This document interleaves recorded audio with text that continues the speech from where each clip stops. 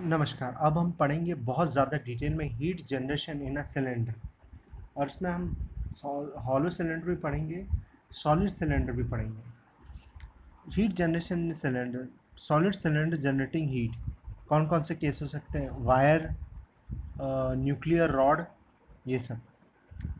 अब इसमें जो इम्पोर्टेंट इक्वेशन काम आती है वो आती है ये 1/r d/dr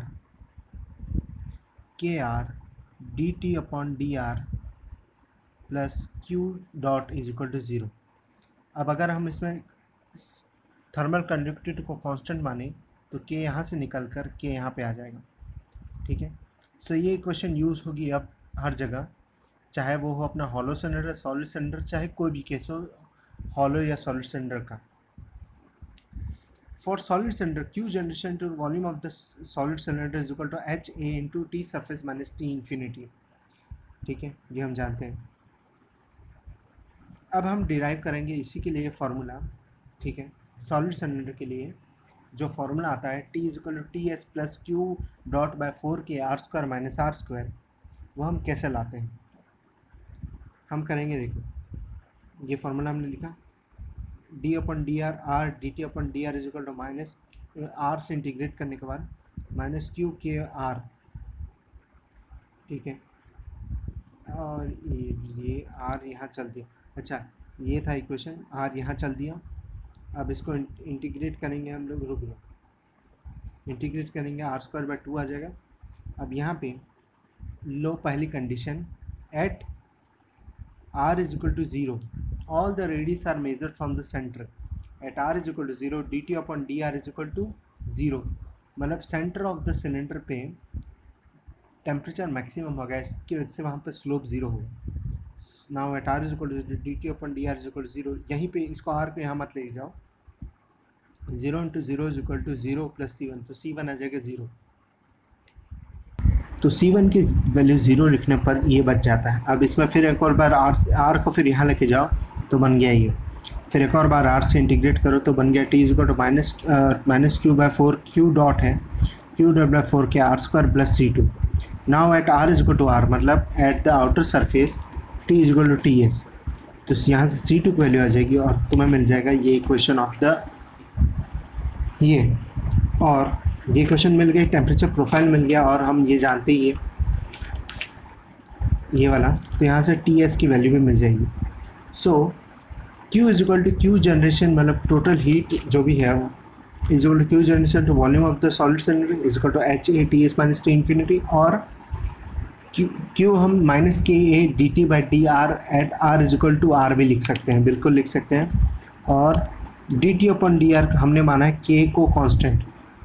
देखो, जो मैंने इक्वेशन थी q is equal to minus K dt/dx या फिर dt/dr, ये वैलिड है स्टेडी, वेरिएबल नॉन वेरिएबल के, होमोजीनियस आइसोटॉपिक, और किसमें, मतलब ये होनी, ये इक्वेशन तब यूज़ हो सकती है, नहीं ये इक्वेशन कहीं भी यूज़ हो सकती है, ये सिर्फ इसका कंडीशन हम 1D और स्टेडी बस, बाकी कहीं भी यूज़ हो सकती है ये वाली इक्वेशन।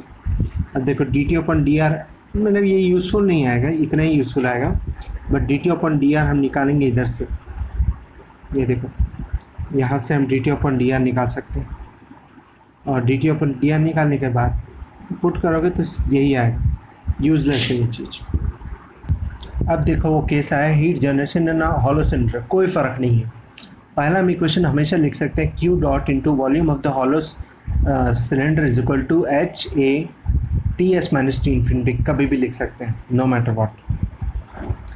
नो मैटर वॉट का एक छोटा सा वो है, देखो इम्पॉर्टेंट बात, सॉलिड सिलेंडर में क्या होता है, जितनी हीट जनरेट होगी वो सिर्फ एक बाजू से निकलेगी, बाहर निकलेगी, डेफिनेटली निकलेगी, मतलब हमेशा आउटर ही निकलने वाली है, यहाँ से ये आउटर ही है। पर देखो इस वाले केस में हॉलो सिलेंडर में जो थोड़ी हीट है वो थोड़ी अंदर की तरफ जा सकती है, थोड़ी बाहर की तरफ जा सकती है। सो वो जो फार्मूला मैं जो भी बोला कि H Q dot into volume of the hollow cylinder, इसको ये बिल्कुल ठीक है, इज इक्वल टू इसको लिखो Q up plus Q down. ठीक है, इसी की वजह से 3 केस बनते हैं हम। पहला केस है when inside surface is insulated, जब इनसाइड सरफेस इंसुलेटेड होगा तो सारी की सारी हीट यहीं से निकलेगी, इस डायरेक्शन से निकलेगी। तो हम लिख सकते हैं Q into volume of the pink part is equal to H into area of this, कितना है पाई डी नॉट मतलब outer into L into T surface minus T infinity, क्योंकि सारी हीट यहीं से निकलेगी।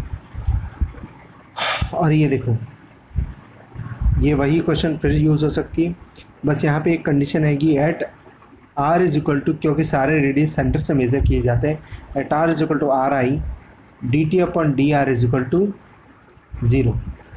यहाँ पे D T upon D R is equal to 0 का मतलब ये है कि वहाँ पे टेम्परेचर मैक्सिमम है।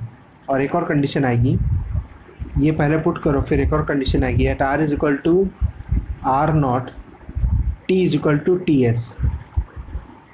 इन दोनों इक्वेशन से तुम टेम्परेचर प्रोफाइल भी निकाल सकते हो और ये वाला भी, Q dot into volume of the pink part is equal to H outer, क्योंकि अभी एक सरफेस इंसुलेटेड है तो हीट यहीं से जाएगी, H into pi D naught L T surface minus T infinity. ये देखो, ये टेम्परेचर प्रोफाइल आएगी, ये यूजलेस है, नो यूज़। ठीक है, अब second case, cylinder with outer surface insulated. Outer surface insulated मतलब सारी की सारी हीट यहाँ से जाएगी। So you can write Q into volume of the hollow cylinder is equal to H inside into area inside क्या होगी पाई डी आई एल टी यहाँ का टेम्परेचर माइनस टी इन्फिनिटी, यहाँ जो फ्लूइड बह रहा है उसका टेम्परेचर। और एक और कंडीशन आएगी, हाँ ठीक है, ये बिल्कुल कंडीशन, और ये सब सेम रहेगा, बस यहाँ कंडीशन आएगी at R is equal to R naught outer radius पे D T upon D R is equal to 0, वहाँ क्योंकि टेम्परेचर मैक्सिमम है, and at R is equal to R I T is equal to T surface मतलब यहाँ का temperature. ठीक है, ये देखो, याद रखना सिलेंडर में जो रेडियस मेज़र होता है वो इनर से होता, मतलब सेंटर से मेज़र होता है। अब ये है standard case, cylinder with inside and outer side surface maintain at T I and T not respectively. इसका मतलब ये है कि हीट जनरेशन होगी इस पार्ट से और थोड़ी हीट ऊपर जाएगी, थोड़ी हीट नीचे जाएगी, जस्ट लाइक स्लैब में थोड़ी हीट इधर जाती, थोड़ी हीट इधर जाती, वैसे ही इक्वेशन तो यही होगी। और कंडीशन होगी at R is equal to R I T is equal to T I, at R is equal to R not T is equal to T not. ठीक है, अब ये इक्वेशन लिखने के बाद हम निकालेंगे इसमें से D T upon D R करेंगे और पता करेंगे एट सारे, remember all R measured from centre. हम इसमें से D T upon D R निकालेंगे और इसे इक्वल टू 0 पुट करेंगे तो एक आर की वैल्यू आएगी, तो वहाँ पे होगा मैक्सिमम टेम्परेचर। ठीक है, और ठीक है, अब हम थोड़ी हीट, ये मैक्सिमम टेम्परेचर, थोड़ी हीट नीचे जाएगी, थोड़ी हीट ऊपर जाएगी। ये है टी आई, टी है T2, T1 T2 एज ई सेड। तो Q डाउनवर्ड, जितनी हीट डाउनवर्ड जाएगी उसे लिख कैसे सकते हैं हम लोग, ऐसे लिख सकते हैं जैसे स्लैब में लिखा था हमने, H यहाँ का फ्लूइड का और area pi D I L into T1 minus T infinity यहाँ का fluid is equal to minus K A क्या होगा यहाँ पे 2 pi R I L minus K 2 pi R I L D T upon D R at R is equal to R I, और यहाँ पे लिखने के लिए minus K 2 pi R naught L D T upon D R at R is equal to R naught इजिक, और भी लिखा जा सकता है यहाँ पे, हाँ Q जनरेशन इनटू, समझ लो यहाँ पे आता है Q generation to volume of this part वो जाएगा इधर, और Q generation to volume of this part जाएगा इधर, जस्ट लाइक अपना वो क्या था स्लैब की तरह। ये देखो,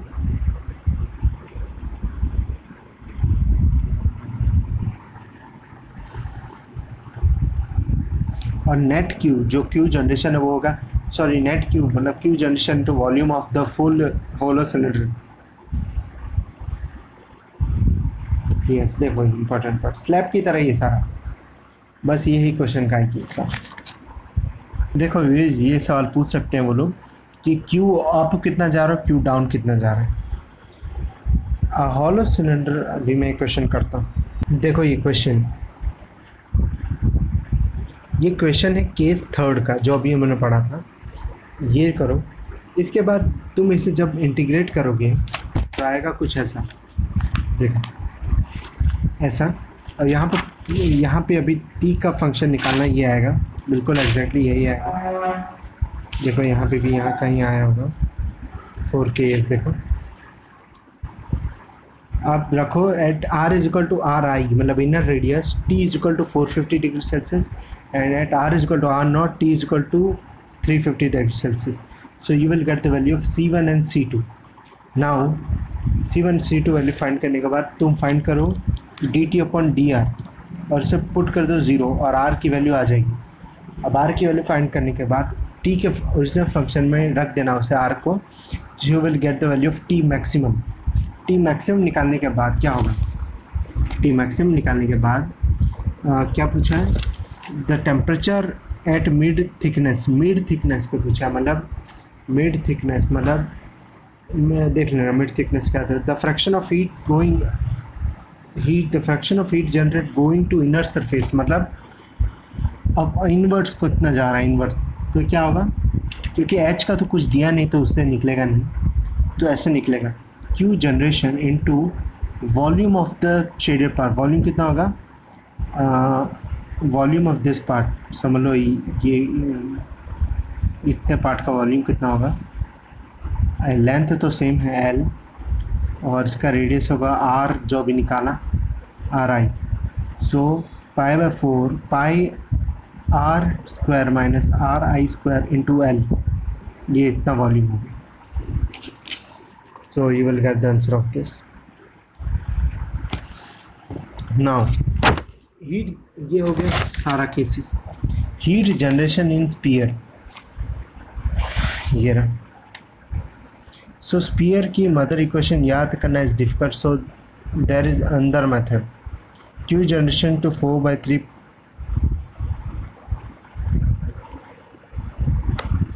देखो स्पीयर का ये है और यहाँ पे जो r डिनोट करता है वो डिनोट करता है किस r पे तुम टेम्परेचर फाइंड कर रहे हो, और r तो डिनोट करता है बाहर का रेडियस। जिससे यहाँ पे टेम्परेचर फाइंड करना है तो यहाँ पे इस रेडियस की वैल्यू पुट करो, वहाँ का टेम्परेचर मिल जाएगा तुम्हें। और अगर टी मैक्स चाहिए तो इस आर को 0 पुट कर दो।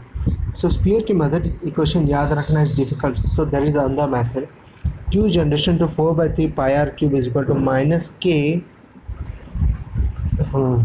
ठीक है minus K 4 pi R square D T upon D. Heat generator is equal to heat conduction for the T is equal to minus Q. ठीक है मतलब ये क्वेश्चन कहाँ से आई है उसका नमूना दे रहा है, और बस हो गया इतना ही हीट जनरेशन में, और कुछ नहीं करना। चलो थैंक यू।